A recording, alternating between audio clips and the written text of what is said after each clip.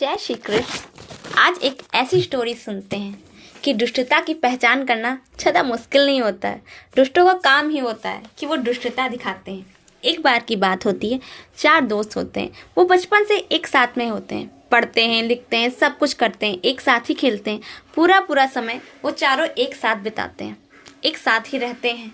सारी खुराफाते, लड़ाई झगड़े, मारपीट सब कुछ करते हैं। धीमे धीमे करके वो बड़े हो जाते हैं। उसमें से 4 लड़के होते हैं ना, तो उसमें से एक लड़का होता है, वो कहता है मैं ये क्या कर रहा हूँ, ऐसे मेरा जीवन यापन नहीं होगा। वो कुछ कार्य करने का सोचता है। वो अपने तीनों मित्रों से जाके कहता है कि हम सब मिलके कोई बिजनेस करते हैं। वो तीनों इनकार कर देते हैं। अरे यार, ये फालतू का काम नहीं करना, मेरे पास इन सबका टाइम नहीं है। वो कहता है ठीक है, लेकिन वो सोचता है कि नहीं, मैं कुछ करूँगा, कुछ ऐसा ज़रूर करूँगा जिससे मैं आगे कुछ कर सकूँ। ऐसे बेकारों की तरह घूमना अच्छी बात नहीं है। वो छोटी सी एक दुकान खोलता है। धीमे धीमे उस दुकान से उसकी दुकान बड़ी हो जाती है। फिर वो एक बिजनेस चलाने लगता है, एक बड़ा आदमी बन जाता है। वही दोस्त जो उसका पहले साथ नहीं दे रहे थे, पहले तो बहुत अच्छे मित्र थे, फिर वही उसके दुश्मन बन जाते हैं। कहते हैं ना, दुश्मन हमें कहीं ढूंढने नहीं पड़ते हैं, हमारे आसपास ही मौजूद होते हैं। हमारे सगे संबंधी, हमारे अपने, हमारे दोस्त जिनके साथ कभी हम बढ़िया मज़े करते थे, वो भी हमारे दुश्मन बन जाते हैं। क्यों?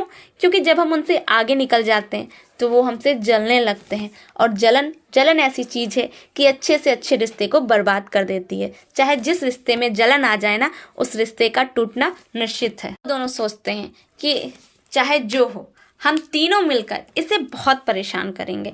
ये इतना बड़ा हो गया है, बड़ा आदमी बन गया है, अब गांव में लोग उसको मान सम्मान देने लगे हैं, हमारी तो कोई इज्जत नहीं करता है, हम बेकार घूम रहे हैं। वो लोग आगे बढ़ने का नहीं सोचते हैं, उस बेचारे मित्र को नीचे गिराने का सोचते हैं। हमें ना हमेशा ऐसा नहीं करना चाहिए। अगर मान लिया कि हमसे आगे कोई निकल गया तो उसे गिराना नहीं चाहिए, हमें भी उसकी बराबरी आगे बढ़ने में करनी चाहिए। वो तीनों क्या करते हैं, उसे परेशान करने का सोचते हैं। उसका विवाह होने जाता है तो वो क्या करते हैं, जहाँ उसका विवाह होने जाता है उस मंडप में वो मतलब खाने में कुछ गड़बड़ कर देते हैं, जिससे वहाँ लड़की वालों का भी बहुत अपमान होता है। लेकिन शादी हो जाती है, उसकी शादी नहीं टूटती। सब लोग कहते हैं शादी टूट जाएगी, लेकिन ऐसा नहीं होता है। उसकी शादी टूटती नहीं है, उसका ब्याह हो जाता है। धीमे धीमे वो अपनी पत्नी के साथ सुखी रहने लगता है। वो तीनों बिल्कुल वैसे होते हैं। अब वो तीनों जो है उससे बात भी नहीं करते हैं। अब चारों में बातचीत सब कुछ खत्म हो जाता है। एक दूसरे को देख के बस जलते रहते हैं। धीमे धीमे ऐसे चलता जाता है। एक दिन क्या करते हैं वो तीनों ये सोचते हैं कि मैं जाके इसकी दुकान में आग लगा देता हूँ। जब हम इसकी दुकान में आग लगा देंगे तो सब जल जाएगा, इसका बिजनेस जो है वो पूरा ठप हो जाएगा। वो तीनों ऐसा ही करते हैं। रात में जाते हैं और सोचते हैं कि लाइट वाला जो है कुछ ऐसा कर देंगे जैसे सॉकेट हो जाएगा। जब वो हो जाएगा तो आग लग जाएगी उससे।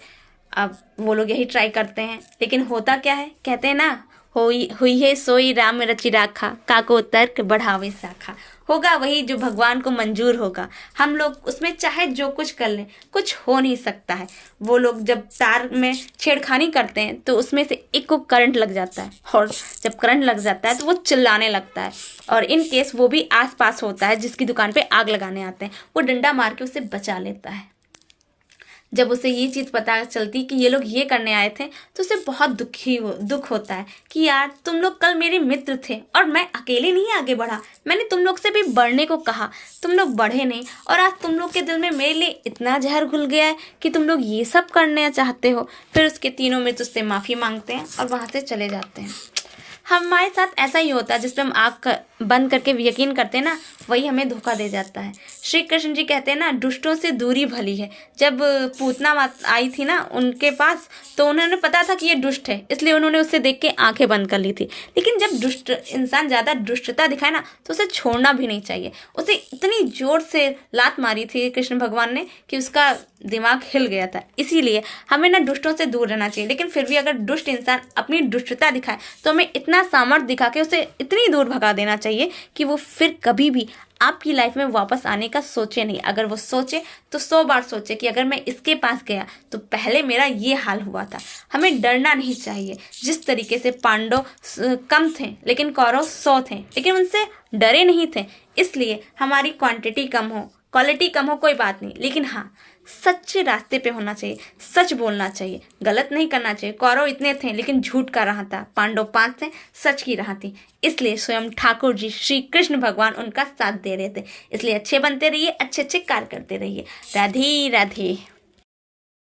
अगर आपको ये वीडियो अच्छी लग रही है तो प्लीज़ इस चैनल को लाइक शेयर सब्सक्राइब करें।